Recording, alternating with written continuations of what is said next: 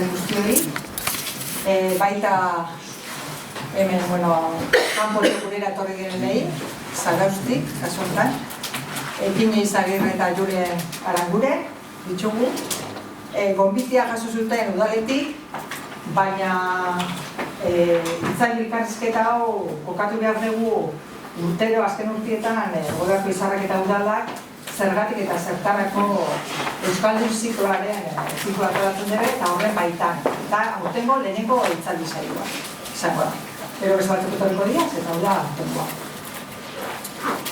Kartelean ikusiko zenuten bezala, hor gu berri bat sortu beharra. Hitz horiek Julenenak dira, berak esan zigun hitz horiek horrela jartzeko, eta saioan zehar, seguramente behin baino gehiagotan entzungo diogu hitz horiek. Eta hor jartzen dagoen bezala ez, jatorria ezberdinetatik etortzen ari dira, eta jarraituko dute etortzen euskaraz ez dakiten herritarrak. Eta hori kontuan hartuta, nola jarraitu gure herria euskalduntzen, non jokatzen da euskara bizilagun berrien integrazio bidean, immigrazioaz eta kulturartekotasunaz arituko gara, arratsalde honetan, eta bi hizlariak adituak eta arituak dira horretan. Seguru, gustora geralakoan. Ekine Izagirre Zubiaurre, Zaraustarra, gizarte antropologian graduan, ikerketa antropologiko eta soziologikoak egin ditu, hitzaldiak ere eman izan ditu. Gurean, 2022-2023 urtean jardun zaban Gotzon Garate bekaren baitan ikerketa lan bat egiten. Ikerketa horren lana zen, Elgoibarko jatorri askotariko herritarren bizipen linguistikoak eta euskararekiko pertzepzioak. Orduan, saioa iraolarekin egin zaban lan hori, lan horren emaitza hemen daukagu, liburuzka batzuk argitaratu genuen eta genitxun eta hor dauzkazue ondorio nagusiak.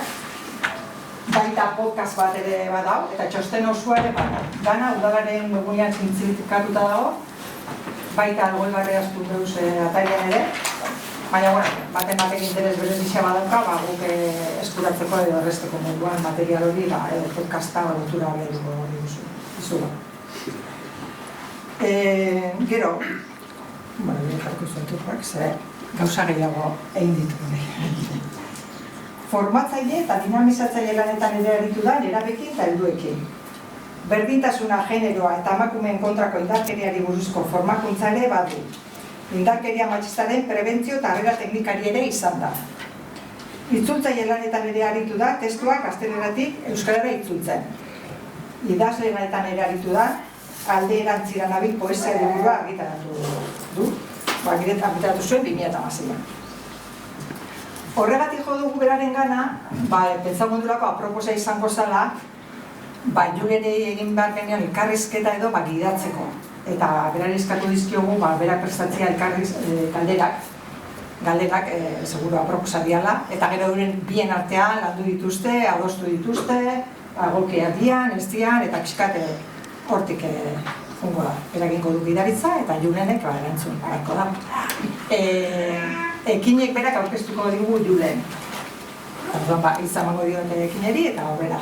Bale, eskerrik asko, Kristina. Ondo entzuten da? Bai, bale. Hasteko eta behin ongi etorri da nahi, gaur arratsaldeko solasaldi hontara. Eta esan bezala, hasiko gea Julen Aranguren aurkezten, bea Donostiarra da, soziologian lizentziatua, Bergara eta Andoaingo udaletan euskara zerbitzuan, Goiena komunikazio kooperatiban, eta Deustuko Unibertsitateko gizarte lan eskolan irakasle lanetan aritutakoa. 2003tik aurrera immigrazio eta kulturaniztasun teknikaria da. 2003 eta 2007 urte bitartean Eibarko udalean, eta 2007tik aurrea Zarauzko udalean. Hoxe hola laburpen bezala, zerbait gehitu nahiko bazenu? Vale.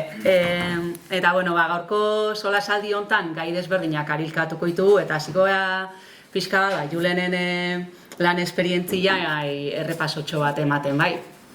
Orduan, lehenengo galdera izango litzake, immigrazio eta kultur anistasun teknikari gisa jardun duzu azken 21 urteetan, nolakoa izan da esperientzi hori eta zer ikasi duzu bidean? Bueno, atzalde hon danoi, ja gela betea, bada zer.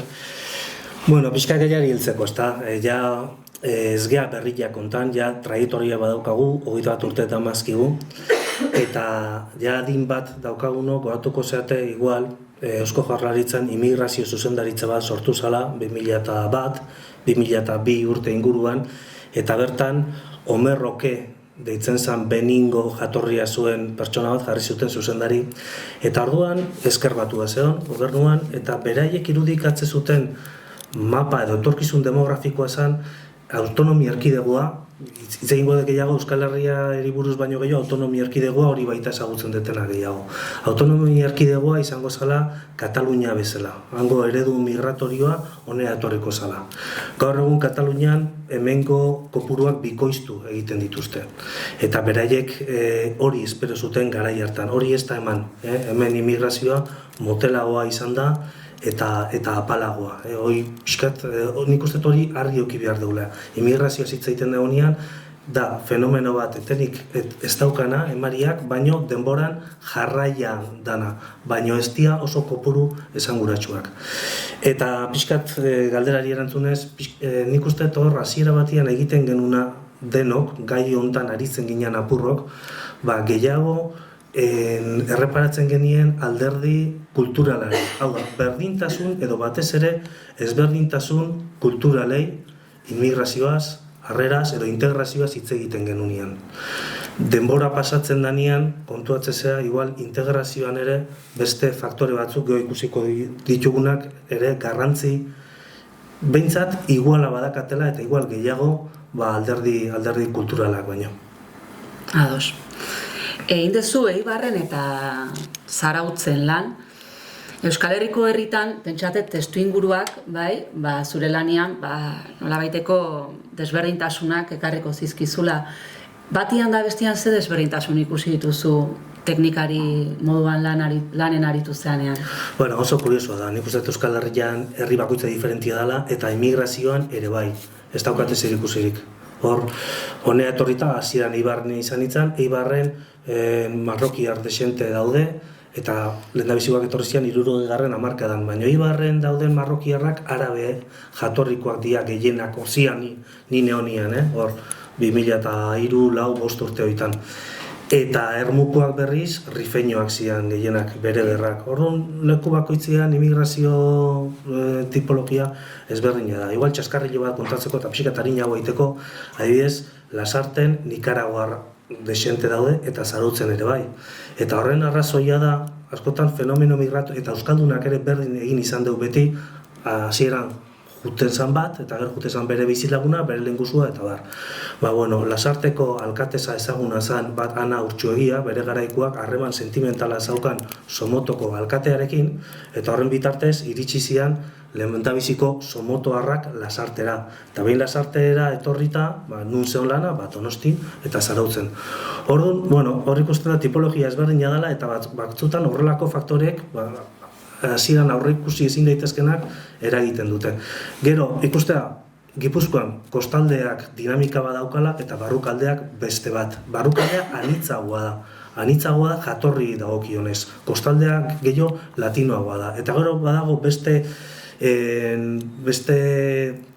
nola esaten da, korredore bat, eta hori da bat nazionala, Goierritik Irun bitarte, hor beste dinamika bat damaki.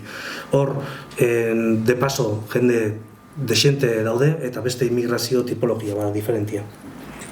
Bale, eta zure lan esperientzia orokorra kontuan hartuta, zein dira zure ustez gaur egun, immigrazio eta kulturartekotasunai begira, dazkagun erronka nagusiak, eta zein dira dauden zailtasun nagusiak baita ere, gurean? Bueno, aurreikuspena da, eta da aurreikuspena, urtean 50.000 pertsona atzerritar Estatu Espainiarretik kanpo iritsiko diala Euskal Autonomia Erkidegora. Hori izan aurreikuspena. oandala pare bat urte gintzana, ez da bete aurreikuspena. 26.000 iristen nahi dira gaurtik gaur. Horrek esan nahi du, Elgoibar batea iritsiko diala indetiruko erregla, matematiketan oso txarra naiz, baina 50.000 etortzen badin badia, leku batzutara gehiago etorriko dira bestetara baino hiruko erregla hori aplikatuta 260 lagun etorriko dira urtero Elgoibarra atzerritik, estatu espainiarretik kanpo. Edo, 26.000 baldin badia orokorrian etortzen dianak, 155 izango dira. Eta nik uste erronka daukaguna da kulturartekotasuna bera. Esaten da, idatzita dago, liburutan, arauditan, gure immigrazio euskal autonomia erkidegoko immigrazio eredua kulturarteko immigrazioa da. Gauda, harrera edo integrazio eredua kulturarteko integrazio eredua dala. Horrek, ze esan nahi du? Bueno, esan nahi du, bi norabideko prozesu bezala planteatu behar dugula. Etorri behar dana egokitu behar da, zalantzari gabe, eta horrek egingo du ahalegin handiena gure gizartera, gure bizimodura, baina guk ere gizarte bezala egokitu behar dugu etorrera hortara. Hori da funtsean. Baina zer gertatzen da, zer daukagu buruan gehienok, eta hori oso naturala da, eta nik uste antropologikoa ere bai, baina bestela zuzenduko diazu, buruan daukagun integrazio eredua asimilazionista dana. Hau da, kanpotik etortzen dana egokitu behar da nerera. Ni naholako hemen, eta hori beak egin behar du alegina, eta nik ez den mugitu behar. Eta nik uste hori aldatzen, gu berri hori sortzeko hori dala daukagun erronka nagusietariko bat. Bale. Esan bezala ez gaurko solasaldiak gu berri bat eraiki beharra izena du, eta oain aipatu zenun horrei tiraka, gu berri bat eraiki behar horretaz ari geanean, gu horrek ze esan nahi du gaur egungo testu inguruan. Ez zer eraiki behar egun, baizik eta gaur egun gutasuna hitz egiten dugunean, zertaz ari gea. Eta berdina alda gu hori Elgoibarren zarautzen Euskal Herriko leku desberdinetan? Zertaz ari gean, gu berri batez, hau da, herritar guztiek aman komunean zerbait izatea, balore batzuk izatea.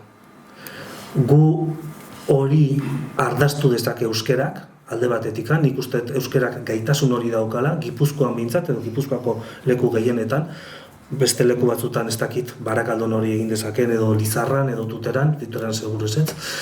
Eta baitare, beste alde batetik, gu horrek izan behar du baitare anistasunaren onarpen bat ekarri behar du. Hau da, zer da Elgoibartarra izatea, Zauztarra izatea, Donostiarra izatea, euskalduna, euskerariko jarrera bat eukitzea, baina baitare herria anitza dela eta jatorri askotako jendea dagoela onartzea. Hori da, pixkat balore horiek agerian jarri behar dira eta bultzatu egin behar dira. Hori esango zenuke dela, gutasun berri hori eraikitzeko beharko genukena. Nik uste oinarria hori dela. Guk onartzea, bertan dagoen kultura onartzea, suspertzea, bertan egiten nahi dan prozesua hori kontutan izatea, baina baita etortzen danarekiko bere anistasun hori onartu, eta anistasunaren onarpen hori bertako izaera bihurtu. Vale. Gutasuna zaigeala zerrendatu dituzu horrez, ezaugarri batzuk. Gaur egun gutasun batetaz hitz egiten dugunean esan nahi du beste badagoela, ez? Eta adibidez, jatorri askotariko herritarretaz hitz egiten dugunean, askotan aipatzen dugu kanpotarrak, besteak, holako hitzak erabiltzen ditugu izendatzeko. Zein dira besteak eta nola begiratzen ditugu besteak, zure ustez? Galdera honi nik uste nik baino beto erantzungo zeniokola, antropologiaren ikuspuntutik, ez da horra aipatzen da endotaldea eta exotaldea, eta pixkat, bestea da zu etzean gu ezgean guztia, ez da? Besteak batzutan aparte bizidia, besteak egiten dituzte guk nahi ez ditugun lanak, besteak dituzte guk ez ditugun ohiturak, besteekin askotan ezgean nahastu ere egiten, gurutzatzen ditugu, gero eta nabarmenagoa dira, gero eta gehiago dira, baina holatare gure bizitzan ez daude. Batzutan besteekin sortzen ditugu harreman jerarkikoak, hau da, goitik berako harremana dienak eta kultura artekotasun integrazio baten kontra dijoaztinak. nire ama zaintzera etortzen da, beste hori, edo nik taberna badakat eta nire zerbitzaria da. Orduan, ez dira gu bezalakoak, ez direlako gu bizi. Orduan, eta beste lekutan, leku askotan, hor, emigrazioa zeiganian guk, hemen gu ez geha zerotik abiatzen. Hor, euki genuen migrazio prozesu bat, Euskal Herriak izan zuen 60. hamarkadan, eta hortik zer ikasteko daukagu, eta asko. Eta hor, besteak, nabarmenagoa zian, zeinbait herritan besteak bizizian, adibidez Pasaian, El Poblado deitzezan leku baten, edo Hernanin, Katanga deitzezan leku baten. Orduan, besteak zian besteak, eta gaina beste leku baten bizizian. Orduan, aleginak egin behar ditugu, horrekin puskatzeko, eta nik uste hor, badagola gai bat landu behar dana, eta da gai, eta ez zaio erreparatzen askotan, integrazioa hitz egiten danean, baino da arlo sozioekonomikoari. Hau da, noiz dago kohesionatuta gizarte bat, hau da, noiz dago integratuta, kanpotik besteak, noiz dauden integratuta leku batean. Esaten da, bertan aurretik zianean egitura ekonomikoa eta kanpotik etortzen dianean alik eta antzekoena den momentuan.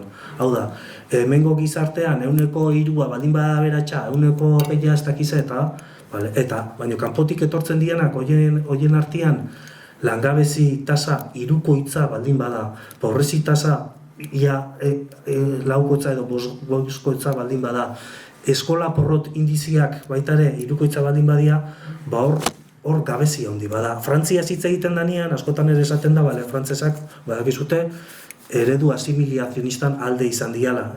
Argelino, eta zuk utzi zuria, zu etorri gurera, zuk hartu guria, frantsesez hitz egin eta frantsesa izango, baina nun egin du porrot beraien integrazio ereduak, eredu ekonomikoan. Baztertu egin dituzte, hor suburbiotara, orokorrian, kanpotik etorritakoak, eta ez da jatorrizko frantsesen gizarte egitura ekonomiko-soziala eta kanpotik etorritakoena ez da berdina. Eta horrek eragiten ditu istiluak askotan. Aipatu dituzu, arlo sozioekonomikoan garrantzia aipatu dezuez, pareki dagoa izateak ekarriko lukela nolabaiteko, integrazio edo, integrazio moduko bat. Aipatu dezu ere askotan, harreman hierarkikoak ere eraikitzen ditugula jatorri ezberdinetako herritarrekiko, eskola porrota ere esan dezu. Bestetasuna eta arrazakerian arteko tartea laburra izan ohi da maiz, ze esango zenuke horretaz, ze lotura ite dituzu hor? Kultura artekotasunera bueltatu, kultura artekotasunak 3 ardatz ditu. Bat da bestearen onarpen kulturala, hori nik uste, ematen dela, hori da kuskusa, eta bar. Beste bat da ekitatea, aukera berdintasuna, etortzen dian guztik, eta guk aukera berdintasuna aukitzia, eta hori ez da hainbeste ematen, eta 3. da, harremanak elkarrekintza, baino berdinen artekoa, ez izatea harreman jerarkikoak. Hori ematen ez danean, bestea da bestia, eta bestia dan neurrian, eta ezagutzen ez dugun neurrian, hori ere, nik uste antropologikoa dela egiten dugu, bestea estereotipatu, karikaturizatu, eta aurreritzien bitartez funtzionatzen dugu. Orduan guk badakigu katalanak zekena diala, roina batzu diala, guk badakigu ez daki txinatarrak ez daki zediala, eta hori badakigu, eta estereotipo batzu sortzen ditugu, aurreritzia dia, eta hori da arrazismoaren bihotza. Arrazismoak gaur egun ez da 19. mendean inorkestu pentsatzen, badakat ezagun bat, baina aparte utziko du, bat beltza izateatik tentelagoa dala edo ezaugarri batzu dazkala. Inorkestu hori pentsatzen. Baina arrazismoak baditu beste aurpegi batzuk. Eta beste aurpegi horien artean, zurrumurruak aipatzen dira asko, ezta? Guri lanak entzea datoz, uholde bada, beraien kultura eta guria ez dira kompatibiliak, eta hori da arrazismoaren bazka. Arrazismoak hortik jaten du. Vale. Aipatu dituzu gutasun berri bat eraikitzeko, lehen aipatu dituzu euskara tresna izango litzakela, balio batzuk partekatzea ere bai, aniztasuna, oain aipatu dituzun ekitatea, berdinen arteko harremanak, hoiek gehituko zenituzke, beste zerbait gehituko zenuke, nola sakonduko zenuke ideia horretan? Nik uste dut euskerak daukala integraziorako potentzialitate handia. Zenbaitek eta autonomia erkidegoan igual beste lekutan euskararen presentzia urriagoa den lekutan, ikusten dute traba bezala. Eta hala esaten dute, hala azaltzen dute. Euskara traba bat da, kanpotik etortzen danantzat. Hori beraiek horrela uste dute. Nik uste dut euskerak ditula bi potentzialitate, eta horiek landu eta agerian jarri behar ditugula, hau gehiago etortzen danarekiko. Alde batetikan, euskerak eskaintzen dio etortzen danai, bertako identidadea, bertako izateko modu bat. Ni Inglaterrara juten baldin banaiz, inglesa ikasi dezaket, baina igual hangoek enaute inglesatzat hartuko inoiz. Baina norbait kanpotik etortzen baldin badu, edo kanpotik etorri gabe euskeraz ikasten badu, euskalduna izango da. Edo non. Eta niko horrek uste dut badaukala garrantzia etorri berria eta hartu duen lurraldean arteko lotura eraikitzeko momentuan, identitate bat eman dizaioke. Eta euskeraz ez badu ikasten ere, gero sartuko gaur, baita ere identitatea eman dizaioke etorri berriari. Eta gero euskerak oraindikan orain, ez dakit etorkizunean zer pasatuko dan, ze Katalunian irakurri testu bat eta hori aldatzen ari omen da, euskera momentuan da, edo izan da, igoera sozialerako giltza bat, igogailu bat. Hau da, nik igual ez dut euskera ikasiko, baina nire seme-alabek euskera ikasiko dute. Eta horrek emango dizkie lan aukera gehiago, eta horrek emango die gizartean gora egiteko aukera. Eta Katalunian ere horrela segon ikusita, eta horren ikusi dute, belaunaldi berriak daukaten prekaritatearekin eta barba, hori kontratu sozial moduko hori buskatzen ari dela, eta hori katalanaren galeran dijua. Baina nik uste dut, bi elementu horiek oso importantia di. Hori etortzen danak, eta nik uste dut egin behar deguna gu berri hori, danon artean gu berri hori sortzeko, errepikat dut lehen esan detena, pixkat aniztasun hori onartu, eta baita ere, aniztasun horren baitan jarrera rasistak, edo baztertzaileak, edo xenofoboak alde batera utzi. Gu berri horren izaeraren edo izakeraren ezaugarri garrantzitsuenetariko bat antirrazismoa izan behar du. Ados. Oain pasako gapizka gutasunan ideia hortatik apartatu eta harrera politikak aztertuko ditugu, ze izanet tokian tokiko harrera politikak diseinatzen jardun dezu azken denboran. Kontatu eguzu pixka bat, Julen, zer nolako harrera egite zaie gaur egun Euskal Herrira iritsi berri diren jatorri askotariko herritarrei? Bueno, esan behar da, migrazio prozesu gehienetan harrera, lehendabiziko harrera eta harrera gehien egiten dan lekua aurretik migratu duten migratzaileak diala. Orduan, horiek egiten diete harrera, etorri berriei. Batzutan familia artekoak izango dira, beste batzutan ez. Gero badaude, beste harrera gune formalak, ikastetxea da, klabea, oso harrera gune garrantzitsua da, familientzat, eta gero zenbait udaletxetatik edo udaletxetatik egiten da harrera. Harrera horietan, normalean, bi ardatz nagusi izaten dira, alde batetikan informazio zerbitzu asko daude, eta horien berri eman, eta gero beste alde batetikan egoera administratiboa edo juridikoa. Adibidez, atzerritartasun legedia aldatuko da, laizter, maiatzan sartuko da indarrean arautegi berria, eta asko etortzen dira, ez dakitena, ni honea etorri naiz, Argentinatik nahi tokatu zait, nik lan eskintza badakat, eta zeatik ezin dut lan egin, esplikatzen diezu, eta bar. Orduan, batez ere arlo juridikora bideratzen dira, eta gero badaude, zerbitzu espezifikoak, adibidez, ikasketak irien homologaziorako laguntzeko zerbitzua badaude, zenbait herritan. Gero badaude, herrian diferentetan, zenbait egitasmo arrakastatsuak izan dianak, ezta? Adibidez, jatorri anitzetako emakumeen taldeak Eibarren, emakume musulmandarrekin, Pasaian erai, Tolosan, guk lantzen dugu gizarte zerbitzutatik berrezkarketa prozesuak lantzen ditugu harrera hortan, adibidez familiak askotan oso ohikoa da gurean behintzat aurrena ama etortzen da Nikaraguatik, Somoto Totogalpa deitzen den leku batetik etortzen dira asko, etortzen da ama, pasatzen dira 6-7 urte eta orduan bere seme-alabak ekartzeko aukera dazka. Han umia ziala jaio berriak utzitakoak 3 urtekin eta 10 urtekin elkartzen da berriro familia, ezta? Eta hor ikusten da, hor gatazka handiak egoten dira eta hori landu beharreko prozesu da eta lantzen da. Beste egitasmo bat nahi oso politia iruditzen zaitena, ez dakit harrera dan edo ez dan, baina bez ordizin egiten nahi dira emakume musulmanarrekin igeriketa ikastaroak egiten nahi dira. Beraien burkinia janzten dute, eta igeriketa ikastaroak egiten dituzte, igerilekua irikita daola, beste herritar guztiekin batera. Eta beste hainbat lekutan zestoan nora dago baita ere egin dituzte gauza interesgarriak, ezta? Orduan, nik uste hor herrian araberako gauzak egiten dira. Eta gero baita ere harrera egiten zaie askotan, beraien baldintza sozioekonomikoengatik Caritas bezalako erakundeetatik.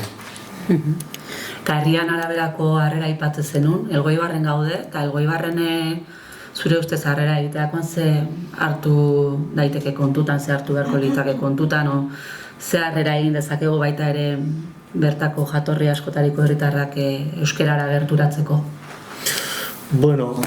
Gauza bada harrera eta gero harrera euskerara gerturatzeko. Harrera, badaude hiztegi batzuk, gidak ere bai egiten dira, gizarte zerbitzutara ere joan egiten dira beharra daukatenak. Nik uste hor, eta pixkat lotuta bigarren partearekin euskerara gerturatzeko ez dakit Elgoibarko realitatea zein dan, eta beste herri batzutakoa ere ez, baina igual nik uste euskalgintzatik landu behar dela hildo bat, eta harreran sartu euskalgintza etorri berriekin, igual aliantzak edo beste etorri berri hori juten dan leku naturaletara joz, edo hoiekin harremanetan jarduerak eginez. Adibidez, epan, jende desente egoten da, gaztelania ikasten, eta leku batzutan euskera ere bai.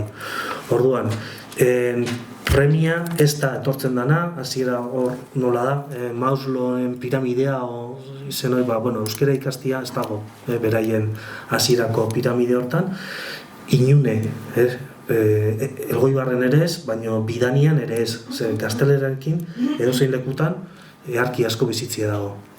Orduan beraien premia, beraien beharra ez da. Baina nik uste guri dagokigula lehendabiziko urratsa ematea eta eskaini behaiei, nik eskaintzi zut euskera. Denek ez dute ikasiko, gero ikusiko dugun bezala, baina nik eskaintzi dizut euskera eta ordainetan ematen dizut kapital sozial bat, sare bat herrian, jendia ezautuko duzu. Eta hori integrazio eta edozen inklusio ibilbidetan hori oso importantea da. Pertsonok daukagun kapital soziala hori gure alde da. Lan bat topatzerakoan, etxe bizitza topatzerakoan. Orduan, nik uste uztartu behar diela bi gauzak. Euskera erabili daiteke horretarako. Eta erabili euskera pertsona etorri berria herrian integratzeko eta sare baten barruan sartzeko. Pertsona iritsi berri horiek askotan Euskal Herrira iristen dianean, ez? Pentsatzen dute Espainiara iritsi diela, edo, euskeraren ezagutzarik ere ez daukate askotan. Euskaldun moduan, nazio gisa, nolakoa izan beharko luke, zure ustez gure harrerak, zein mezu landu beharko genuke? Nik uste mezuik onena dala euskeraz hitzaitia, guk geuk euskeraz egitea. Etortzen danak egiten du bertako portaerara egokitu egiten da. Hori adibidez baita ere ikusten da jaiotza kontutan ere bai, pentsatzen da etorkinak jaiotza tasa altuagoa dakate, bertan jaiotako baino gehiago, baina askoz altuagoak ere egokitu egiten dira. Ni lehenguan bidai bat egin nuen ere familiarekin, eta aeroportu batean, eta horrian geneukan famili bat. Familia hori izango zen Donostia aldekoa iruditu zitzaiten. Zian 4 pertsona, aita, ama, eta 2 alaba. 2 alaban erabe, nire alaben adinekoa pixka gaztetxokoa. Bueno, 4 zian euskaldunak. Onginan beraien atzian kolan ordu erdi, eta ordu erdi hortan euskera segintzun bakarra ama zan. Amak, aitari, aitak gazteleraz erantzun. Amak, aurrek gazteleraz. Aurrak beraien artean gazteleraz ere bai, eta aitarekin dana gazteleraz. Orduan, agia eskatzen kanpotik etortzen, imaginatu errenterikoak izatia. Perutik errenteria etortzen dan batek, zuk, 15 urtekin, zuk ikasiko dezu euskeraz, hori izango da zure ikasketa hizkuntza, eta beak esaten, baina ze hizkuntza dago, ez da desagertuta dago, ez da existitzen. Nei exigitzen zait zerbait, bertakoak egiten ez dutena. Orduan, nire ustez, neurririk eraginkorrena etorkinen artean euskera bultzatzeko da bertakoak eredua izatea. Ez du balio kuadrilarekin danok euskaldunak izan barra gazteleraz aritu tabernan eta buelta eman eta zerbitzari latinoari euskeraz eskatzia. Orduan horrela ez guaz inoa. Hori alde bat. Eta 2, nik uste helburuak eduki behar ditugula mailakatuak. Nik uste argi eduki behar dugula gehienek, ez dakize porzentajea, baina gehienek ez dute ikasiko. Aurrekoak ikasi ez duten bezala. Baina naiz eta ez ikasi, hor Jon Mailak aipatzen du. Nere gurasoak etzekiten euskera, baina euskera eman zidaten. Orduan hor badago zer landu, baina argi eduki behar dugu, euskaldundu nahi du nahi horri alfombra gorria jarri behar zaio eta alik eta errestasun gehien eskeni. Baina argi eduki behar dugu, asko eta asko ez diala euskaldunduko. Eta beti egongo diala, Mariak etenik ez daukan neurrian, jendiak etortzen jarraituko du, eta gure herriak ez diala eguneko 80an euskaldunduko. Hor, bere garaian ni gaztian izanean, esatezan, ez da? Ze gertatuko da? Hezkuntza prozesutik, biharko egunean, hemengo haur guztiak pasatuko dira hezkuntza prozesutik. Orduan, 2040an, danak izango gea euskaldunak. Behintzat jakin gero hitzein beste kontua da. Horrekin, paradigma horrekin hautsi dugu. Eta horrek immigrazioak hautsi du hori. Ez du balio. Ze danak ez gea inoiz euskaldunak izango. Orduan hor estrategiak sortu behar ditugu. Estrategiak aipatu dituzu, eta harrerai dagokionez, badago harrera instituzionala, baina hitzein izan duzu baita ere harrera informalai buruz. Eta horren garrantziaz, zer esan nahi du harrera informalak, zer da zaigea harrera informalaz hitz egiten deunean? Harrera informala da, lehenago migratu duen batek, zenitarteko izaten da batzutan bestetan ez, etorri berriei, gero etortzen dienei, ematen dien harrera hori. Ze eredua izaten da askotan. Eta eredu hori jarraitu egiten dute. Eredu hori arrakastatxua dan neurrian. Arrakastatxuan dan neurrian, batez ere maila sozioekonomikoan. Etxebizitza badaka, lan badaka, igual kotxe bat ere eduki dezake, eta etorri berri bat paperik gabe ez daukana, bide hau ze ondo dagoen. Nola, American Dream, fama, modan dagoena, ez da? Antzeko zerbait, eta hori oso ohikoa da. Horrelako harrera formal hori, edo komunitatetan dauden lider naturalak batzutan, hori nik uste horiek eredu diala eta horiekin kontatu beharrala.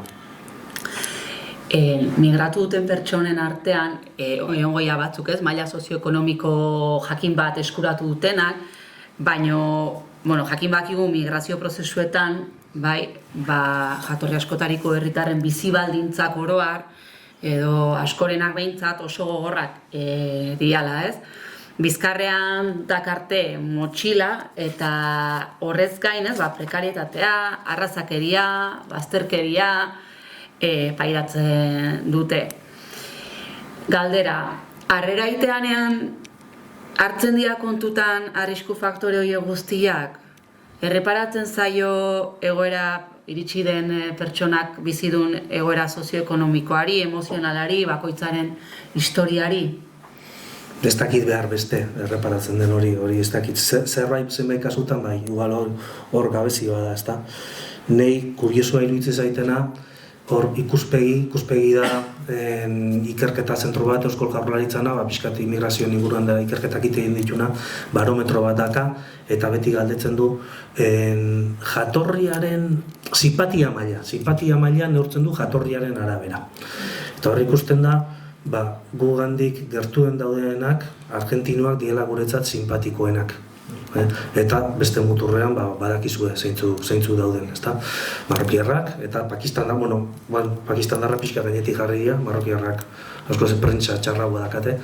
Orduan, ez da berdina egoera administratiboak asko markatzen du, eta gero nun guazean, nun dizatu zen, zure azal kolorea zein dan, genero aldagaiare hor dago, orduan, hor mazatute, ez da, diskriminazio dobliak, tripliak, badaudela.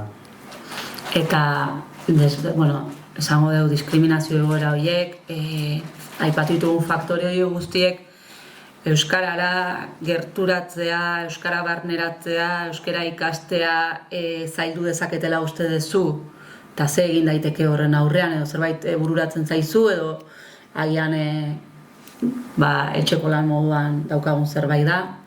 Nola ikusten duzu hori, Julen?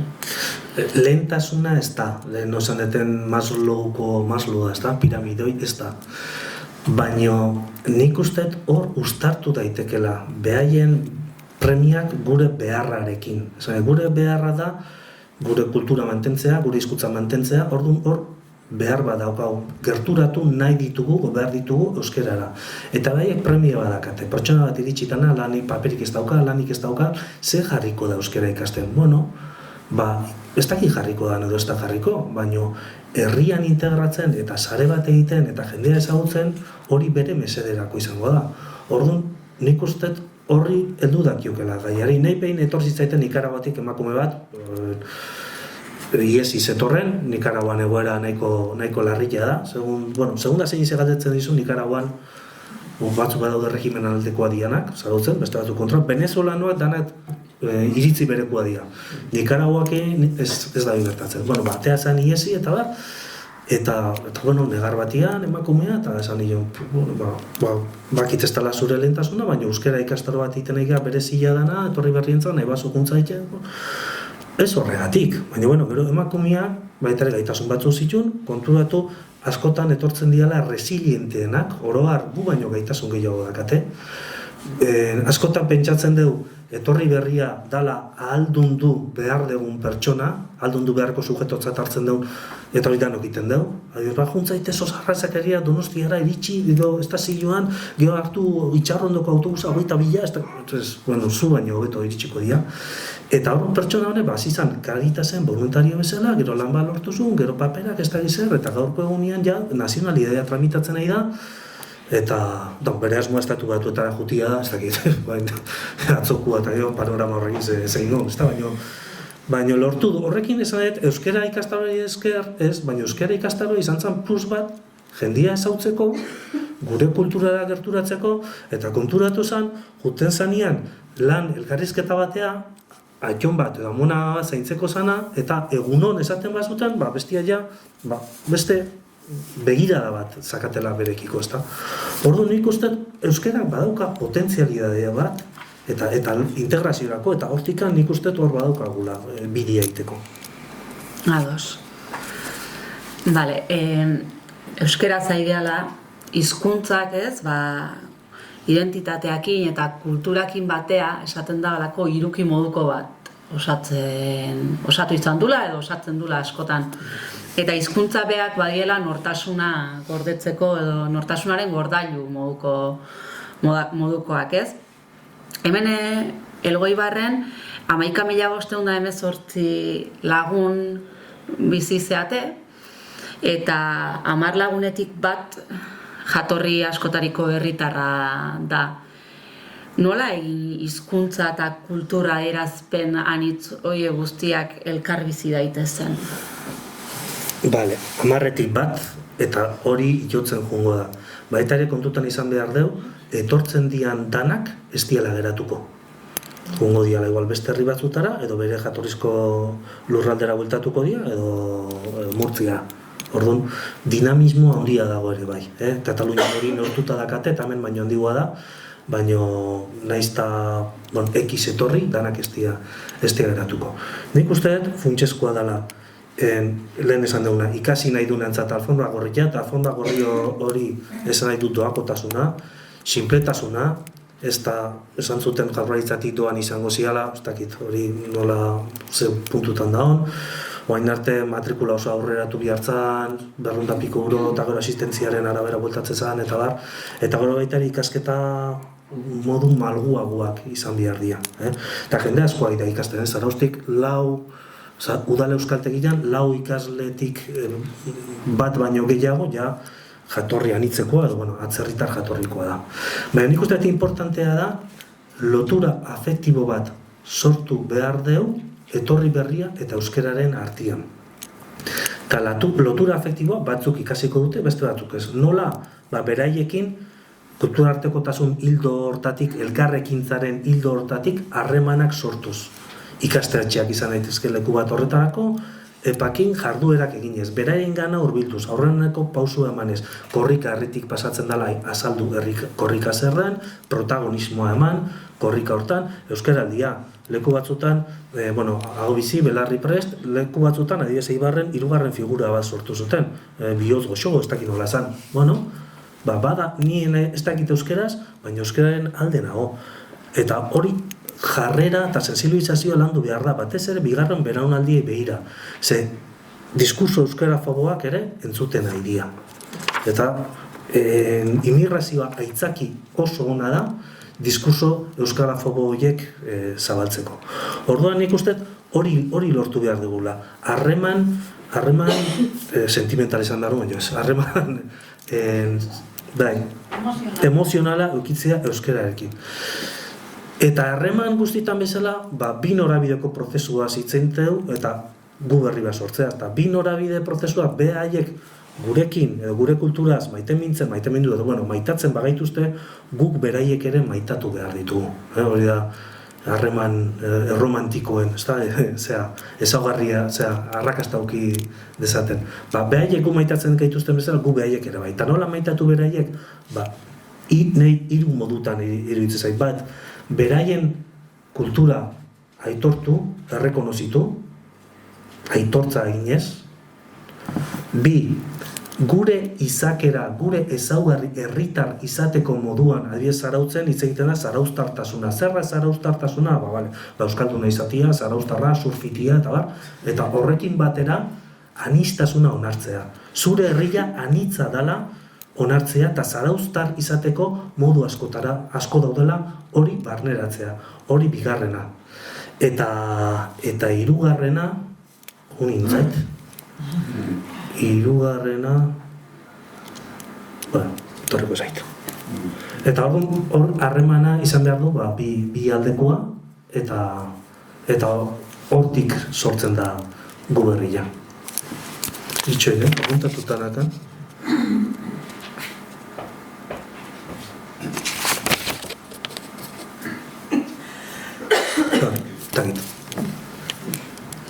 Bale, jarraituz, aipatu dituzu diskurtso euskarafoboa. 3. Antirrazismoa. Nola? Antirrazismoa. Hori importantena, igual endabizikoa da. Bai, barkatu. Lasai, plan. Aipatu dituzu diskurtso euskarafoboak. Eta, hemen hipotesi moduan edo inguruan entzun da, jatorri askotariko herritarren bizibaldintza prekarioak, arrazoi bezala erabiltze dituztela sektore batzuk, euskararen aurkako jarrerak sustatzeko. Adibide bezala jarriko deu, epaitegietako oldarraldi, euskararen kontrako oldarraldiak, edo adibide moduan. Ze iritzi dakazu baieztapen horren inguruan edo hipotesi horren inguruan, hau da, jatorri askotariko herritarren bizibaldintzak eta bizibaldintza prekarioak arrazoi bezala erabiltzen diela euskararen aurkako jarrerak sustatzeko. Horrela da, ez, badu harremana batak bestearekin, nola ikusten dezuzuk? Ni horrek eskatu iten hau. Eskatzen hau alde batetik, sortzen nahi da diskurso euskarafobo bat, el correok adibidez, el correo sustatzen nahi da, asko, batez ere irakaskuntzan, bultzatzen nahi dira eta Kataluniatik dator hori, ama hizkuntzan eskolarizatu ahal izatea, eta ama hizkuntzan latinoak, ama hizkuntza gaztelania dakate, eta zergaitikan eskolarizatu euskeraz, beraien ama hizkuntza gaztelania danean, eta eskola arrakasta gazteleraz danean, eta orduan eskola porrota eta prisa, nola pisarekin lotzen da, eta bar, ez dira konturatzen edo ez dira konturatu nahi, ez baldin badia euskaraz eskolarizatzen, ez dutela euskara ikasiko sekula santan. Baina, bueno, orduan, hor badago diskurso bat. Gehien kezkatzen dagoena da,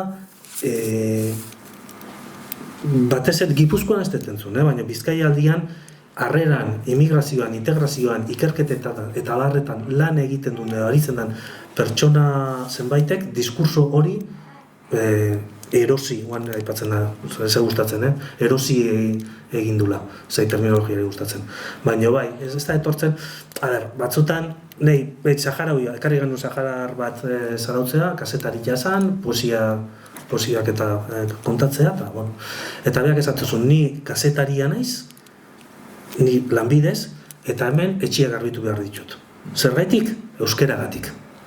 Hala esplizitatu zian. Orduan, aitzaki erresa da euskera ere baizen bai kasutan. Baina diskurtso hori nik uste gehiagora etorriko dela. Azingo da. Bale. Piskat beste eremu batea pasaz, bueno, aigea jatorri askotariko herritarraz, baina gure buruai erreparatuz ez, eta gure hizkuntza praktikei erreparatze bai jogu, ez, euskal hiztunok askotan lehen hitza gaztelania ziten diegu jatorri askotaiko herritarrei, naiz da jakin gaztelania edo ez, ohituraz. Zer edo nola alda ditzakegu gure hizkuntza praktikak, eta nola ekarri euskara ora, nola egin transmisio lan hori. Lehen aipatu duzu ere adibidea, gure artean edo pertsona batzuk ere adibidez behaien artean gaztelera ziteko joera eduki eta gero kontuak hartu bestei, ez? Euskeraz egiteko eskatuz, hor aipatu duzu euskeraz egitean garrantzia, baina kasu hontan ez, euskal hiztune beraiek ere lehen hitzai dagokionez eta gure hizkuntza praktikei dagokionez ze hausnarketa inberko genuke, ze aldatu beharko genukeela iruditzen zaizu. Bueno, ja urtiak damazkigu hontan eta jardunaldi desentetara jun izan geha. Behin Gasteizen jardunaldi batzuk egon zian eta ekarri zuten, Kataluniatik ekarri zuten jendia, eraiz batzen zeintzu zian. Eta batek aipatu zuen gauza bat eta ni hortu arte jabetu gabe neon. Esatez duzu, pertsona bati, beak katalana aipatzen zuen, ezta? Gaztelaniaz hitz egiten baldin badiozu, beak haizea zure mundura, nola esplikatzeten, zu haizea ja hor muga bat sartzen. Ez diozu usten zure mundura sartzen. Zu haizea hor muga bat sartzen. Baina euskeraz haizea zure aurre ikuspena da, prejuizioa da, esan ez, honek ez du jakingo, katalanez, ez du jakingo euskeraz. Ordu baino, zu euskeraz hitz egiten badin badiozu, pertsona horri, zu haizea komunikatzen, eza esaten. Bueno, nik euskeraz hitz egitizut, eta nik onartze zaitut komunitate hontako parte bezala, ze zuk ere euskeraz indezakezu. Edo ez badezu egiten ere, bueno, lehendabiziko hitza euskeraz. Hor kontua da askotan nola hartzen duen bestiak. Eta hori Donostiko tabernetan da, asko gaztoi, sare sozialetan da zabaltzen dituzte, ezta? Mezu euskara fogoak. Hau da, honek ogila euskeraz eskatzen dit, ni zorratzeko. Ezta? Ez da hori ere, igual azaldu egin behar zaio, ezta? Baina nik uste hori importantia dela, pixkat, eta gero erakundetatik ere bai, zaindu, pixkat, etortzen da nahi, beti egunon, no buenos días, eta badakizu, ni gaur naiz batekin, Guatemalakoa, Noemi, eta badakit, Noemi, ez du ikasi eta ez du ikasiko. Baina, beti agurra, euskeraz iten diot, eta hori importantia da. Nik uste hortarako, komunidadeko gu horren parte diala sentiarazteko. Ados, da, ja, bukatzen, jungo beha, hemen behintzat dauzkaten galdera, ja, amaitzen doaz, baina gero tartetxo bat eukiko zuek ere galderak egiteko, aprobetxatuz, zalantzaik edo horre buruan zerbait gatu bazaizue, aprobetxatu galdetzeko.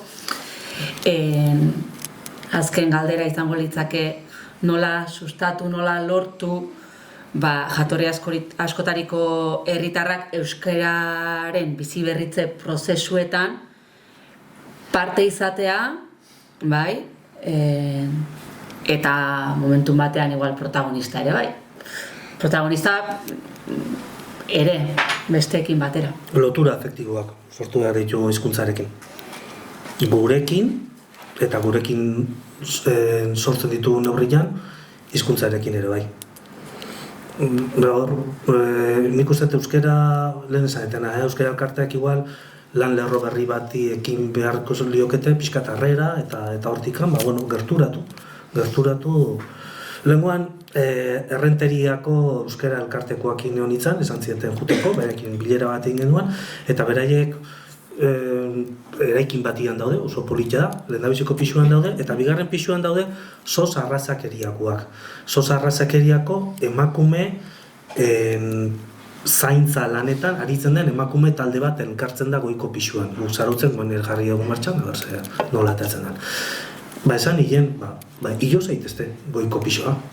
Eta hilo goiko pisua, eta hitzegin beraiekin, eta beraien kezkak ere hartu kontutan. Gu euskara talde bada, gu behar batzu dituz, baina zure beste bat. Igual zure beharko ez dute jakin zein dan lan arloko legislazioa, eta nik badaka lagun bat ez dakize, ez daki bai, eta hor sare bat sortu eta elkartrukia, zuk zerbait eskeni, zerbait eman. Nik hortikan ikusten dut.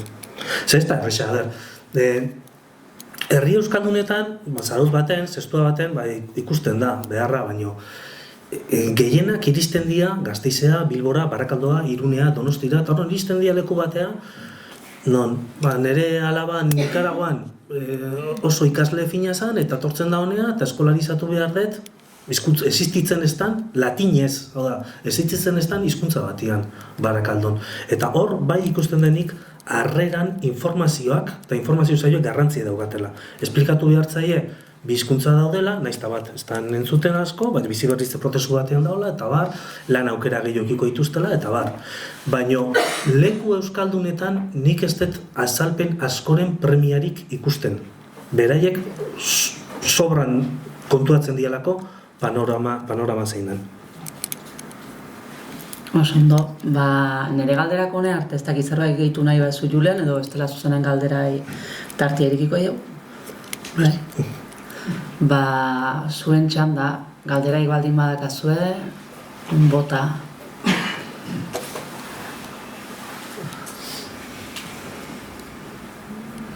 Hemen gehienak latinoa dira ere bai, ezta? Uneko 50 baina, latinoen barruan ez dakiz, Nikaraguarrak ere bai? Nikaragua, talde desente bada. Somotokuak ere bai? Totogalpakuak? Han bakarrik gizonak engoia, emakume guztiak hemen daude. Somotoku ez dakit hori dia, baina Nikaragua. Guana ziria Nikaraguako beste leku batzutatik etortzen bai.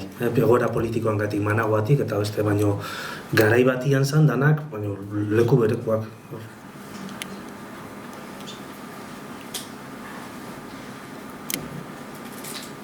Erronka asko da, erronka izugarria daukagu. Erronka demografikoa, ez da? Jarri dute zaila, Eusko Jaurlaritzako zailari izen aldatu diote. Horra, ipatu dituzurain beste gauzak, zen balan daukagu hemen egiteko. Nik, ez dut esan, baina nik uste, azken aldi honetan kezka, euskararen aldetik eta euskalgintzatik gota gehiago entzuten da. Lehen etzan, ez hasieran lehen, ondalo 20 urteetan ez duten nahi beste. Baina ikusi da, fenomenoa egiturazkoa, estrukturala dela. Baina nik uste erronkak daukagula, Gure hizkuntza portaerak baldintzatuko du euskararen etorkizuna, euskaldunona. Eragiten du, zalantzari gabe eragiten du. Etorkinak, etortzia hainbat pertsona euskaraz ez dakitenak, hori eragiten du. Eta gero baita ere esaten da, horre adin txikikoak edo ikasketa garaian daudenak, gaztelera hiztuna dianak, gehiago kostatzen zaiela nerabezaroan euskara ikastia, beste jatorri batzuetakoa baino, senegaldarrak eta marrokiarra baino. Atzo, ni irakaslea naiz. Atzo egon ginen urtebetetze batean, hemen elkarte batean, eta ziren 5 nerabe, 14 urtekoa. gaztelera puroan. Denak ikastolan ikasiak, eta denak guraso euskaldunekin. De la isla de los famosos hitz egiten. Osa, ez dakit. Para bingo, ezta? Dana, Dana bingo. Dana, Osa, eta galdetu behar izan nien, nondik heldure, ez dakizu. Osa, esken egon harrituta zenik. Eta, bueno, ni Iruñekoa naiz. Eta, ni hona etorri naizenean, niretako dena da oso euskalduna. Ulertuko duzuenez. Baina, harritu ninduen ikustea, nerabe batzuk, berez ikastolakoa, esaten da, euskaldunduago dagoela herri eskola baino. Gero, ordea, ez haien zuten ere euskera. Eta hori ez dut uste denik immigrazioagatik. Nik uste dut globalizazioak ere, globalizazioa ez telebistan sozialak, Gauza asko hori. Indar handia dutela, ez? Ez dakit. Nik nire alabak ikasi dute Donostiko ikastetxe publiko batian, egia auzokuan, eta behin inun proba naita jarri nintzen irteeran, zean DBH6, 5, 4 eta 3koak zeuden goiko zentruan, eta inor etzan euskaraz hitz egiten atea. Eta gurasoak asko euskaldunak, batzuk oso abertzaliak, eta errealitatea hori da. Immigrazioak eragiten du, hori ere egia da, ezin dugu bestalde horre eragiten du baino. Horreztakit, sare sozialak, gure portaera, guraso bezala, askotan, guraso euskaldunak eta gaztelera zaitzen dira. Eta hori zer gaitik da, euskararekiko autoestima baja daukagulako edo? Nik ez da igual. Nik hori, ohiturak izaten dira. Gure garaian, ni ikastola Hernania guten izan. Eta esan, garai bat iristezan eta gaztelera zitzaitia esan erretzia bezala. Bai izatea. Handia izatea. Hoizan, ezta? Ez dakit. Ni bizi nintzen Lasarten, eskolara juten nintzen Hernania. Lasarten gertatzen zen, gehien bat euskalduna jute ginela ikastolara. Kanpotik etorritako seme alabak gutxi jute zian. Orduan giroa euskaldunagoa zen, baina bestiak ezian euskalduntzen. Hernanin ordia dana jute zian ikastolara. Bai, guraso euskaldunak eta kanpotik etorritakoak ere. Horrez egitezun, erdaldunagoa zen giroa Hernanin, Lasarte baino, ikastolan. Kuriosua zen baino, hola zen baino, epe luzea, hobeto zen Hernaniko eredua Lasartekoa baino. Herria ibegida nahi bitze zait. Gero arnazguneak, eta nik horri buruz ez dakit asko, baina, bueno. Baina nik uste dut klabia eman duzula, azkenean da guk geuk zela hitz egiten dugun kalian, hori zabaltzen da, edo kanpotik datorrenari pegatzen zai, ondarru batean ikusi besterik ez da. Ondarrun bertakoak egiten dutelako, datozenak ikasitzen dute. Han Maslowren piramidez, beharrezkoa dela, baina ondarrun espezifikazean jairakazu. Ikasitzen dute.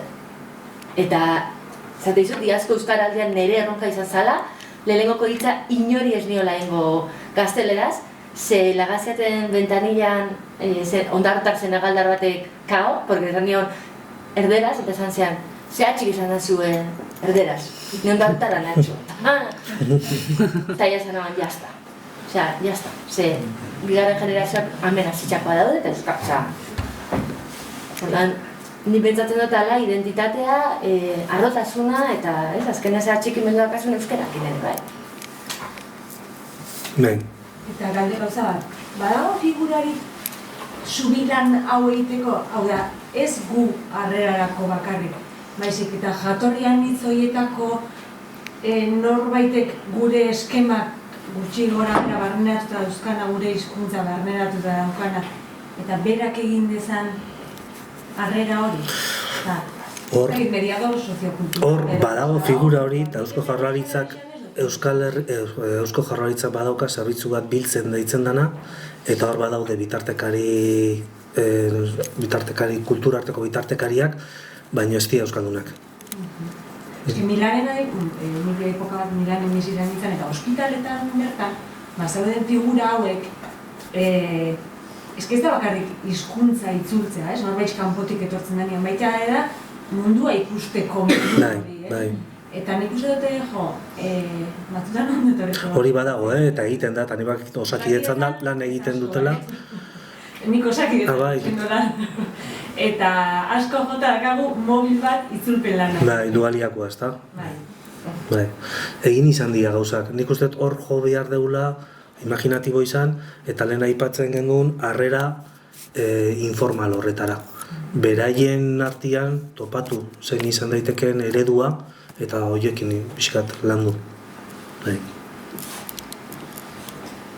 Horra itxatu zuen herria zela juntzan poeta, eta euskaraz etzekielako etxe garbitzen ari dela, eta bere esanetan bertako hizkuntza ez dakielako dagoela etxe garbitzen eta ez dela poeta, ez da? Hori da. Zer daukagu gukari erantzuteko? Zer diskusio daukagu? Nik enion zer erantzun, eta ja, tripako minaki jo nintzen etxea, baina esateko zorian nintzen nire Inglaterran izan nintzen, ni lizentziatua naiz, eta taberna baten lan egin behar izan nun, por el puto inglés. Baina enion erantzun, esateko. Zer daukagu erantzuteko? Kibiako enuke ezkan Hor... Eta ez beraiei izateko bakari, baizik eta lehenengo norbeak sinisteko. Eta norbeak sinisten da hori transmititzea erretza bada, ez da? Uste da, diskurso baten falta, ez da? Gero haitxatu duzu, porrot eskolarra, gaztelaniak indatorrena, euskara ikasten nahi dala, hemen entzuten ez da hizkuntza baten ikasten berri hortzen duen hori, eta horren aurrean kexatzen da, horren aurrean nolabait asaldatzen dira. Zer daukagu erogoero horien aurrean bertakuok, komatxo artean, geu sinisteko eta bere izateko? Nik uste dut, herri euskaldunetan aipatu dituten bi gauza horiek. Identidadea, integrazioa, zu bertakotuko zea, beste inunez bezala, bertako izango bihurtuko zaitu euskerak, eta igoera sozialak. Inguru ez euskaldunetan, batez ere hori, igoera sozialak. Hau da, zure seme-alabak euskeraz baldin badaki, Barakaldon lan aukera gehiago izango ditu. Barkatu, baina diskurtso hori ez da pixka bat klasea perpetuatzea. Osa, Nik uste dut realitate bat dela. Hau da, euskara salgarri egiten duen zerbait da. baina saldu behar dugu eski. Zalantzai gabe. Nik uste dut saldu... Barakaldoa iristen den... Benetan iruditzen zaizu? Nikaraguar bati...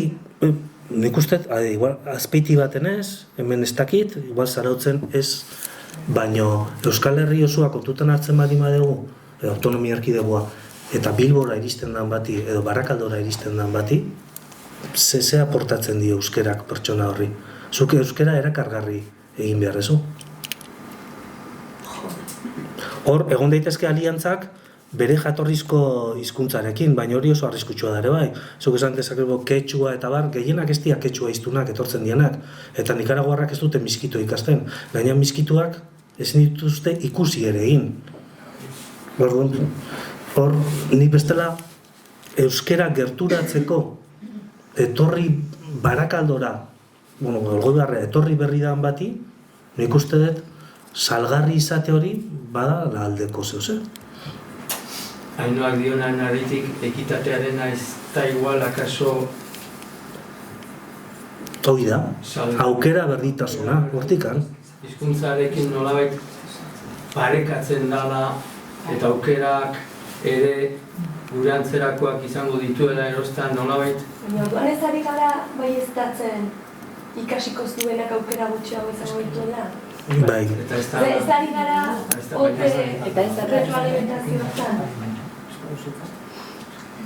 Horri lotuta nik esango nuke bai dela garrantzitsua euskera irisgarria izatea guztientzat, eta hor daola lan handia egiteko. Nola egiten dugu euskera irisgarri, ze pauso emateitugu horretarako.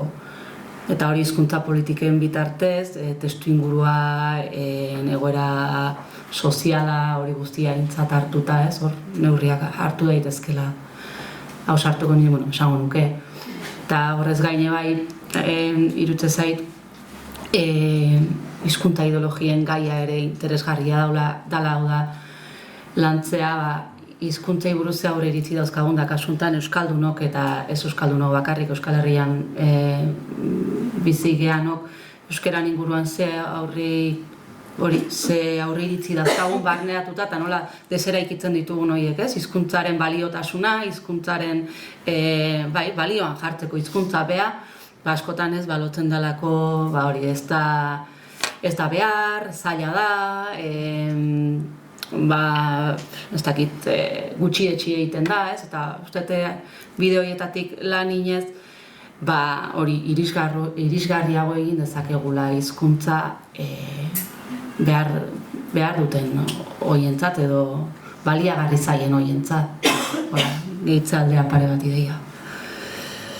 Kontua da ekizuke hemen elgoaren hitzen duen lan hartan euskararen gaia, zuzeuk esan zenigun, etorritzen dean jendarentzat 4., 5., 6. mailan dagoela, ez da. Ez dakidana da, beraientzat zela jarriko dugun lehen maila batean, geuretzat ez danean. Baita ere. Bai. Geuretzat ez danean, hizkuntza ideologia hori gu geuk ez daka honean, aigera zaten beraiei transmiti behar dugula, ez da? Bai. Baina, oso garrantzitsua da, eurak igual ez da euren dentasun bat, baina badaude kolektibo batzuk ez guztia, baina daukatela ardura oso potente bat euren etxeko hizkuntza ezin dutelako transmititzu, ez? Adibidez, Marokoko arabiarrak, ez? Arabia, igual, meskita baliatzen dute, arabiara transmititzeko, da euren hizkuntza, etxeko hizkuntzari eusteko.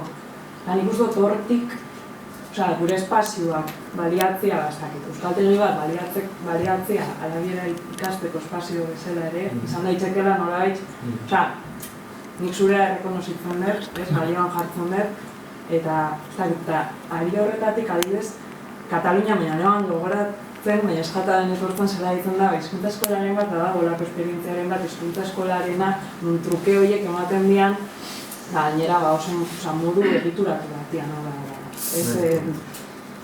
bai, karo, hor kontua da, jende guztiak igual ez daukala, beste askon etxeko hizkuntza gaztelania dela, ez? Orduan, igual ez dela estrategia orokor bat edo... Leku batzutan egiten da, guk egin izan genuen, bertan berakatu zian, baina errenterin egiten dute eta uste hori dela pixkat, ikuspuntu hortatik. Baliabide kontu ere bada, ez da? Bai, pixkat bai, baina ez dakit, nik uste hor bueltatuz, zuk esatezen hortara, nik uste hizkuntza salgarri egin behar dugula. Guk egin genuen ikerketa bat bere garaian, ezan zientifikoa, hartu genuen pertsona bat, eta juntzan lokutoria, emakume bat zan, kanpotik etorritakoa eta galdetegi bat. Eta galdetegi hortan, galdetze zitzaien hainbat gauza, eta ikuste zan, nola, Maslowko piramide hortan, etorri berrientzat, euskera, etzan inunez hartzen. Baina gero, 6 urte baino gehiago zeramakizkitenentzat, nire seme-alabek euskera ikastea zan garrantzitsuena. Hori zeon, lehendabiziko lekuan, nire jatorrizko lekura dirua bilaltzeakin batea, bilazian. Horren pasatzen da batetik, bestera, ze pasatu da hor? Kontuatu dia euskera plus bat dala. Plus bat, kontuatu dia, bida, ze hizkuntza politia, ze hizkuntza zarra, hau ezin da galdu, ez daki bai, ez hori, behaiei, batzui bai, baina, bosta xola. Da, euskera hemen integratzeko eta migrazio prozesu guztitan esaten da lehendabiziko belaunaldi komilia tartean galdua izaten dela askotan. Orduan pentsatzen dute bigarren belaunaldi hortan. Orduan, nire seme-alabak hauek bezala bizitzeko euskera hortako bitarteko eraginkorra da. Eta hortaz kontuatzen dira. Eta gaur nik uste hori Euskal Herrian horre balio dula. Katalunian dirudinez hori aldatzen ari da lehen esaten bezala. Baina nik uste aktibo hori aprobetxatu behar dula euskerak. Hori ez baldin badaka, ez baldin bada administrazioan euskera eskatzen adibidez, eta ez baldin badaka prestigio sozial hori eta prestigio ekonomiko hori, oso zaila okiko luke, nire ustez. Esaldu dugu berriro instituzio baterako baliagarria den zerbait eta ez bizitzarako herrirako. Bai, baina hori errua guria da, Guria... Nola egin daiteke ere kultura artetik edo, goranek aipatu pixka bat, ere gu beraian gana gerturatu. Nik ikusten dut azkenean herrian entoratzen dira gauza honitz, baina beraiek herritarrak izan da ez ditugu kontuan hartzen. Zinemako eskaintzak eta ez daude arabiarra subtitulatu da, adibidez, ez da euskeraz egon ez entzuteko edo. Zakit, ez. Nondik gerturatu gaitizke beraien lana, ez? Nik uste dut, ez dakit, euskararekiko, euskaldunok garanok, militanteak izan behar gara. Militantean ez geran bitartean geu, ezin dugu bestiei eskatu guk egiten ez duguna. Eta niretzako euskaran aldetik guk arazo hori daukagu, euskaldunak. Landu behar dugu, hainbat gauzetan. Ni adibidez naizen generaziotik karreras ikasi naban, eta talde handi bat daukagu, baldin bagera mendizaleak eta ibiltzen geranak, 15-tikan 12 euskara dakite. Batek ez daki ezer, eta beste bilan. Bueno, erabaki bat hartu genduan, WhatsApp guztiek euskeraz, eta badago itzuli, eta esan, bueno, zu, sartu itzuli barruan, egin aldaketa, eta behintzat ez duzu mozten. Bestela lortzen duzuna da, azkenian danok erderaz. Eta begira, talde handi bat. Eta hori eta ez daude atzerritarrak. Esan nahi dut, danagera hemen jaioak, eta euskaldunak igual gera 12, eta 4 ez dakite. Baina guk egiten ez baldin badugu euskeraz dakigunok minimo batzuk, ez baldin badugu forzatzen, nik uste dut ez dugula lortuko besteak. Gure... ados nago zurekin. Zu komentatu duzuna harremanen garrantzia, ez? Ze ekik ere hori bizi zaban, lan hau egin zaban ekik ere lortu zaban harremana 12 pertsona horiekin, hain hurbila, nik ikusten dituen berbetan eta hain hurbila eta zela miresten zuten eki, hortik aurrera lortu zeinkeo, lotura horrek eragin dezake euskararekiko erakartze hori, ez? Eta hemen gertagako inala gutxi, guk aize ikastaroak eskaintzen ditugu, euskaltegian, prentzan, zabaltzen zartunen, etorri zian bizitan, zabaltzen zartunen, etorri zian bizitan talde bat, euskaltegira bertara, euskara zaila, nigo nintzen ere esplikatzen ze laguntza zeuden, euskara kalgo beharko izarra zegoela hor eta hori batian, hasi zian, nik interesa daukat, eta horren txortzaian hasiko da, talde bat. Eta esatzen ziguten zabaltzen dut eta guk ematen diogu informazioa eta baina. Etorri, urbiltza hori harreman informan horrek, euren tokira jute horrek, edo gure tokizitara jute horren ikusten hortik gaben ikasteko asko da gaula. Bide bat esan dikela, epara, jun eta esan dizuen. Ez gara heltzen askotan, ez gara nahastatzen eta... Nik uste dut gure kanalak baliatzen ditugula, gure gizartean, gure kulturan dauzkagun kanal horiek erabiltzen ditugula edo nongana gerturatzeko eta agian euren herrietan, euren kulturetan kanal horiek ez dira existitzen. Eta, nik uste dut, garantzitsuna, komunitate askotan oraindik hitza dauka garrantzia. Gertutasunak harreman zuzena. Gurean ja, monkorrez, behiratzen dugu, elian, ez dakit, nik uste dut, merezi dagoela ariketa bat eitxia, esan dakoa, baipatu duzu lehen, beraio dauzen espazioik gerturatu, aurkeztu zure burua, kaletik agurtu egon. Eskodan ikusten da igual denbora eskatzen da bada, baina nik uste dut dala merezera bertxo bat.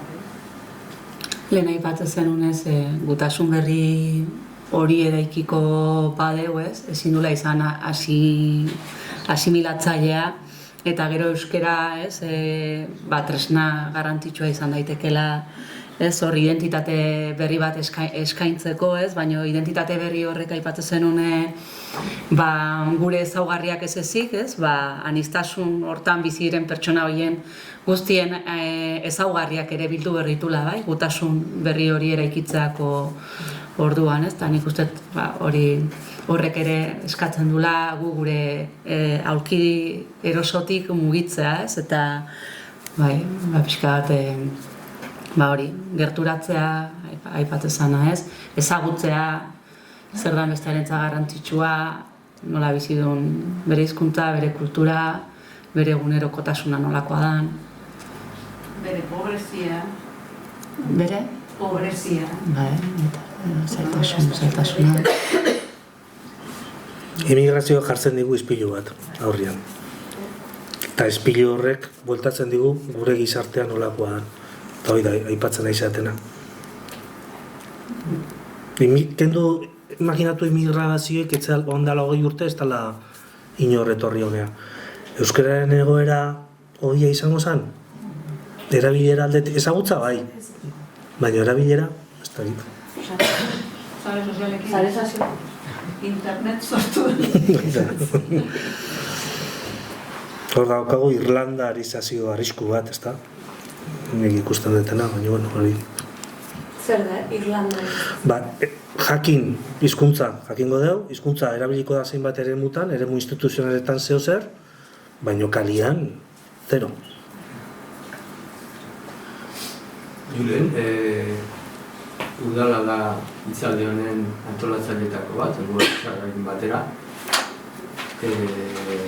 Udalak dira herritarren gandik hurbilen dauden instituzioak. Zen neurritan daukasun informazioan arabera zenbat udaletan egin da justu nolabait teknikari bat jarrita gai hau kudeatu, gai hau herrian sustatu eta gai honi merezi duen, edo behar duen garantzia. Elgoibarren gizarte zerbitzutatik bileretarata jun izan da gizarte langile bat. Etzan hori galdera, Eta bestela Gipuzkoan, Eibar aspaldiatik, Arrasaten oantxe sortu dute, Azpeitin ere bai, Azkoitin jarri zuten daken nuen zuten, Geogu, Zarautz, Pasaia, Errenteria, Tolosaldea mankomunatuta, Ordizia, eta Irunen ere bai. Bizkaian da Araban? Bizkaian da Araban Gasteizen, eta gero diputazioak ere badauka, eta Bizkaian Getxo, Barakaldo, Bilbo, Busturialdea, Durango, Ermua, horiek. Zela baloratuko zenduko orain arte saretu dena? Egia esan, hasieran saretuago zeon. Hori instituzionalki, esan nahi dut, immigrazio teknikari egon dela 20 urte, 15 urte, harreman gehiago geneukan, eta autonomia erkidego mailan sarean lan egiten genuen. Azkeneko urtetan gehiago arrazoi politikoengatik edo teknikoengatik ez dakit, gehiago lurralde barruan egia koordinatzen. Nik uste Gipuzkoa barruan koordinazio maila altua dakagula, baina ja Bizkaitar eta Arabarrekin oso gutxi koordinatzen gara. Lehen hor lidergoa Jaurlaritzak zeraman, eta orain gehiago aldunditik egiten da elkarbizi sarearen barruan horren aldeko apustua. Teknikari hauetatik baten bat atzerritarra? Ez. Eta hori da jaso izan dugun kritika bat. Ja badago belaunaldi bat, euskalduna dana, gertatzen dana, bere garaian teknikari figura sortu zen, eta ematezun sortuko ziala txampiñoien pareleku guztitan, baina ez da, etzan ala izan. Nora aukeratzen dira teknikari hau? Nire kasuan oposaketan bitartez. Zenbait kasutan lanbidetik ez hartu izan da baten bat. Baina nik bai Eibarren eta bai Zarautzen oposaketa bitartez. Orduan ez zuten eman izena? Ez da tombola izan ez. Administrazio publikoan, oposaketa batzuk, eta lehiaketa bat.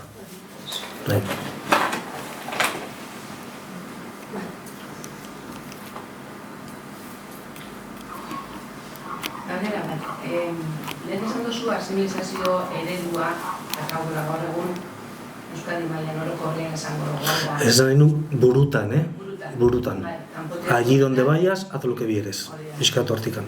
Eta hau apurtu beharreko eredu bat dela esan duzutan, abia puntu importante bat izango zen, asimilizazio eredu hori buruetan apurtzia, eta izango dela aukera bat, haiena onartuz gero, beraiek guria beste begirada batekin begiratu izateko. Ze estrategia erabili dezake herri batek udal, ikastetxe, nagoatu ezagar, asimilizazio estrategia, eredu hori apurtzeko? Lehen, aipatu du bat, orkidiak, beraren gana hurbildu, beraien hizkuntzak, adibidez, atea, herriko, Elgoibarren, 50 hizkuntza hitz egiten dira. 50 igual ez dira izango, baina 30, eta egin ekitaldiak, eta pixka hizkuntza izan daiteke horretarako amu bat. Eta gero, egiten dian jardueretara gonbidatu. Hor, problema izaten da batzutan kontrapartea. Kontrapartea ez dagoela elkarteik. Hiritan da erresagoa da, ze badituzu elkartetan daude sortuta, gero elkarteak ere batzutan dira 3 pertsonako elkarteak, hori ere hala izaten da. Baina batzutan daude burubelarrei lanian, beste lehentasun batzuk, eta ez daukate ez denboraik, ez asmorik, ez gogorik, korrikaren aldeko bilera batea juteko. Eta hori problema izaten da askotan. Baina nik uste dut, beraien gana hurbiltzen zeanean eta aitortza batetik hurbiltzen zeanean oso ondo hartzen duten normalian. Nire esperientzia. Hor badaude egitasmo batzuk, adibidez oso arrazakeriak bizilagunak antolatzen du urtero, azaroan bueltan, parte hartu, ezagutu familiak, ekiastetxetan ere, gurasoen arteko, guraso elkarten bitartez egin daitezke jarduerak. Ni galdera, Julen, nola apurretu zaitena. Immigrazio eta kulturaniztasun teknikariek sosarrazakeriakeko elkarteekin edo antzerako beste elkarteekin harreman zuzena mantentzen dezute? Gari bidez, saiatu ginen, zarautzen sortu gendu Senegaldarren elkartea, sortu zen, kooperazioko gauza batzuk egin ditu, baina ez du indarrik euki. Gero beste elkarte bat ere bai, baina ez du indarrik euki. Orduan, elkartea dauden lekutan, herria honditan, badaukate harremanak eta kontseilua dazkate eta horrelakoak, bai. Eibarren adibidez, Lakasiun dago, eta baita ere Safa, emakume magrebtarrena. Gero gobernuz kanpoko erakundeak eta egiten duten zer, nik editadeko berri mundu bat izeneko elkarte bat Gallartan daukatela, etxe bat akogida eta euskara erdera partilare zertatzeko lanak egin, Martin etxetzek jentzutia daukazu, Gallarta dago hori, horre Betko Solabarria bizizan inguru horretan, mehatzetako etxe batzutan arrostegi bat egin, jentiari ofizio irakatzi eta gero lanera bidali berriro hartu, Afrikarrak, batez Ego Amerikara dira gehienak, eta sortzi familia hori ere bada euskate, eta handik gero bidali dituzte paperak errastu, eta gero euskera ere kontutan hartzen dute, eta... Gallartan hartzen dute kontutan euskera? Gallartako hartan, bai. Ez dakiz, behintzate hori mundu bat horrek elkartu horrek, badakit lar hori egiten duela. Mundu bat kooperazio arlokoa, elkarte bezala hor, baina ez du lan hauen nun ezautzen. Ondo ikuste bat zuen honekin itxiko dugu, gaurko solasaldia, eta ni esaldi batekin giratu naiz, gure hizkuntza porta ere baldintzatuko dutela euskaran etorkizuna. Eta eskerrik asko Julen, eskerrik asko gerturatu zeaten dandanai, eta beste bat arte. Eskerrik asko.